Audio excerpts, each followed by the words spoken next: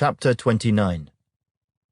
Job further continued his discourse, and said, "Oh, that I were as in months past, as in the days when God watched over me, when his lamp shone upon my head, and when by his light I walked through darkness.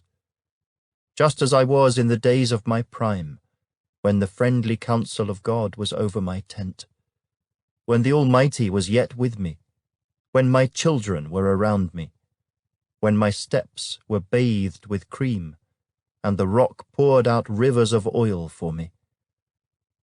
When I went out to the gate by the city, when I took my seat in the open square, the young men saw me and hid, and the aged arose and stood.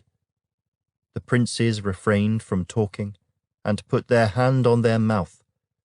The voice of nobles was hushed, and their tongue stuck to the roof of their mouth.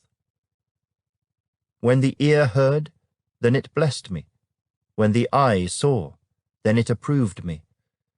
Because I delivered the poor who cried out, the fatherless, and the one who had no helper. The blessing of a perishing man came upon me, and I caused the widow's heart to sing for joy.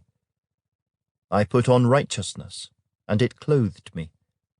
My justice was like a robe and a turban. I was eyes to the blind, and I was feet to the lame. I was a father to the poor, and I searched out the case that I did not know. I broke the fangs of the wicked, and plucked the victim from his teeth. Then I said, I shall die in my nest, and multiply my days as the sand. My root is spread out to the waters, and the dew lies all night on my branch. My glory is fresh within me, and my bow is renewed in my hand. Men listened to me and waited, and kept silence for my counsel.